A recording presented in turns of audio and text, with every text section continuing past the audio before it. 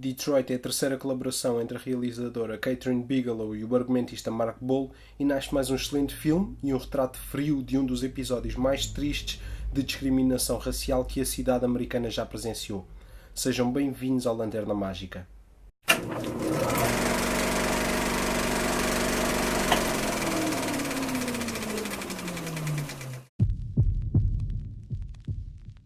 Here in Detroit, a city of war.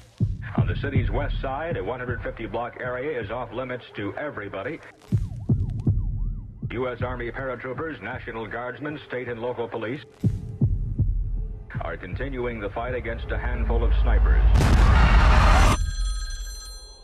Antes de mais, quero pedir desculpa por estar a fazer esta crítica, esta análise apenas em áudio, mas como devem conseguir notar pela minha voz, estou um bocado adoentado e portanto não estou com a disposição e a força necessária para fazer isto em vídeo. Detroit, cidade histórica americana que ficou marcada pelos motins de 1967 causados por uma grande tensão racial e política vivida na época. O filme foca-se no incidente ocorrido no Algiers Motel, que após alguns barulhos de tiros, a polícia toma de assalto o local para identificar o suposto atirador. Rapidamente foram encostadas à parede todas as pessoas albergadas naquele motel, que eram maioritariamente negras. Haviam apenas 2 raparigas brancas no grupo e que na cabeça da autoridade eram desprezíveis ou prostitutas por andarem no meio de afro-americanos. A polícia local começa então a todo custo a busca pelo autor dos disparos e pela arma do crime. É esta a trama que vai ocupar a maior parte do tempo desta película e através deste acontecimento vamos vendo algumas atrocidades, abuso de poder, discriminação, cobardia e muito mais. Na sua grande maioria cometidos pelo agente Cross, representado eximiamente por Will Poulter. Sem dúvida o jovem ator apresenta-se aqui em grande forma e a mostrar mais uma vez a grande qualidade, sendo esta provavelmente a sua melhor prestação até hoje. O filme divide-se nos tradicionais 3 atos, e considera a estrutura e a abordagem do guião bastante inteligente, pois cada ato representa uma fase distinta do conflito. No primeiro, seguimos o acontecimento que deu origem aos motins e ficamos a conhecer a natureza das personagens.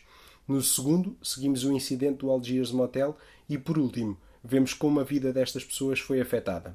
Sinceramente, achei os 2 primeiros atos de grande qualidade, sendo que o último não me agradou por completo.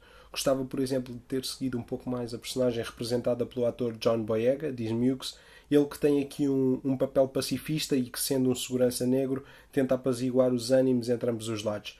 Revela-se uma peça fundamental para demonstrar as injustiças cometidas e gerar uma revolta imensa na audiência. Compreendo que esta estrutura possa não ter agradado a toda a gente, pois torna a experiência menos fluida, contínua e com alterações drásticas de ritmo e intensidade.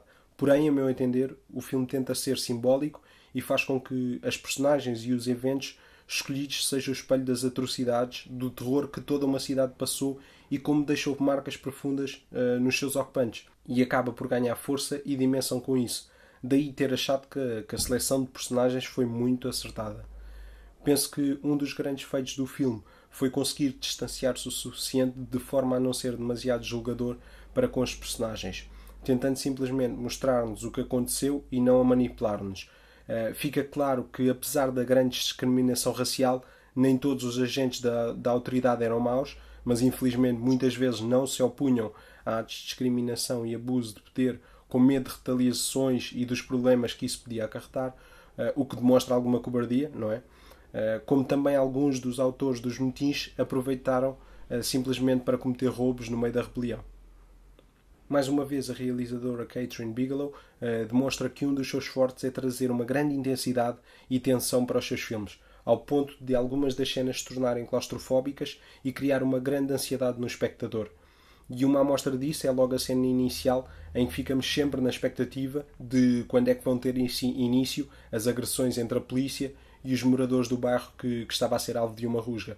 É curioso como, para transmitir a mesma sensação, os bons realizadores conseguem chegar lá de formas diferentes e únicas.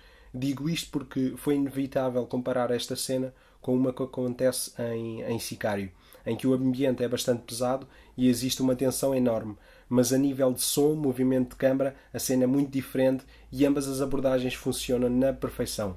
A realizadora americana tem uma técnica muito interessante e muito própria de gravar, pois ela elimina o cenário todo, utiliza entre 3 a 4 câmaras em simultâneo e tenta captar tudo de forma mais natural possível, dando uma grande liberdade de movimento aos atores. Esteticamente, o filme equipara-se muito a um documentário, com movimentos bruscos, frenéticos, com vários zooms apressados, e esse estilo funciona perfeitamente com esta época conturbada e agitada que a cidade de Detroit vivia. Todas as cenas fluem de forma natural, dando a sensação que estamos a viver e a presenciar a realidade. E isso deve-se mais uma vez ao excelente elenco e ao grande trabalho de realização. Aproveita deixa também para falar na personagem de Larry, que é interpretada por Algie Smith. O jovem fazia parte de uma banda chamada The Dramatics, que estava prestes a ganhar uma maior visibilidade, e não bastando a sua atuação ser cancelada devido aos motins, ainda foi, na maior das coincidências, parar ao Algiers Motel. Ele é no fundo a pessoa que vem aqui simbolizar como um sonho ou uma vida podem ser destruídas após um evento traumático desta gravidade. Lamentavelmente, a discriminação racial ainda é um problema dos nossos dias. Contudo, é um assunto de certa forma tabu. Nota-se em pequenas ações, ouve-se falar em casas e, por último, e nos extremos, vemos nas notícias. Detroit é, na minha opinião, uma obra importante para todo o tipo de público e torna-se num dos meus filmes favoritos do ano.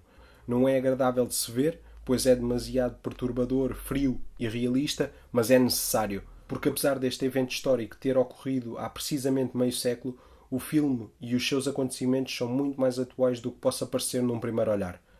Dou-lhe então uma nota de 8 em 10. Espero que tenham gostado, subscrevam, metam gosto e partilhem. Bons filmes!